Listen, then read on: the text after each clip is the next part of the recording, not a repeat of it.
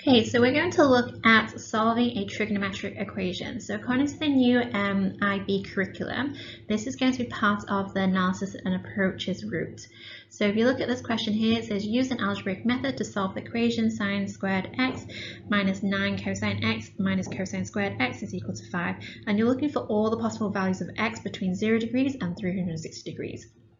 So here, what they want you to recognize is that on the left-hand side, we have two terms expressed in terms of cosine, and the remaining term is expressed in terms of sine.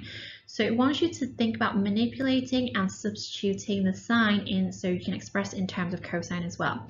So if you think about it, we have a trigonometric identity which links the sine squared to terms of cosine, and that's sine squared x plus cosine squared is equal to 1, which then I can isolate my sine squared x by taking the cosine squared x to the side, so I end up with 1 minus cosine squared x.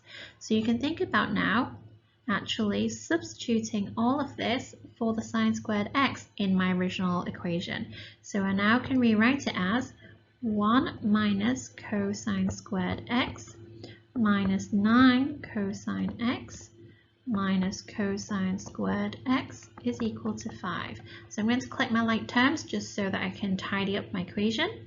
So I have 1 minus 9 cosine x minus 2 cosine squared x is equal to 5. I'm going to actually take everything over to the right hand side, so all my cosines are actually positive as well. So if I take it all over, I actually have 2 cosine squared x plus 9 cosine x, and I'm going to take this 1 across the other side as well, so 5 minus 1 is going to give me 4, and that's equal to 0. So you can see now it's actually it's going to be in the quadratic form.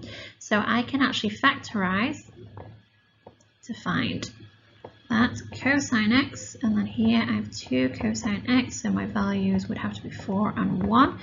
So think about your factorization. So if you need practice of those, then you want to actually think about doing that as well.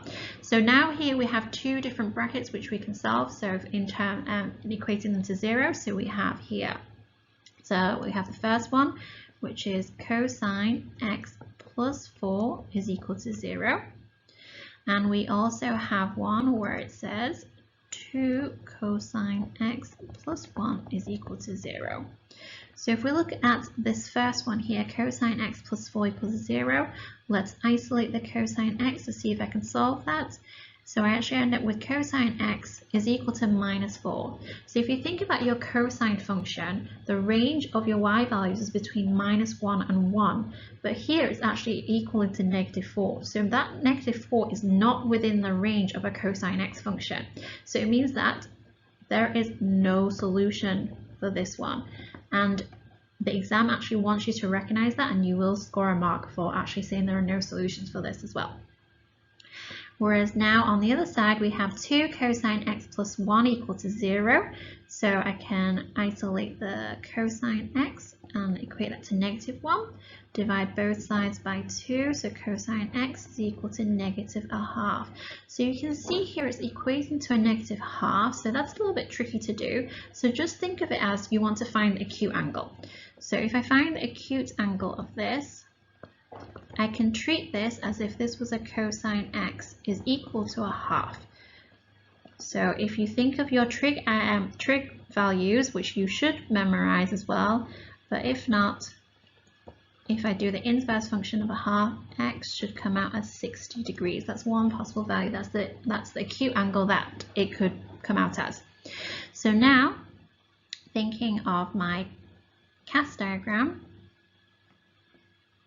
so cosine, all values, sine, and tangent.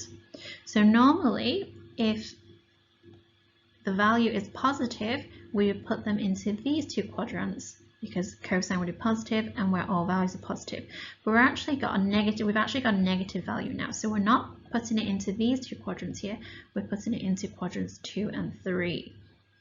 Now, so let's have a look at the first one. So I'm going to pop in quadrant 2 first. So this is where the 60 degree is.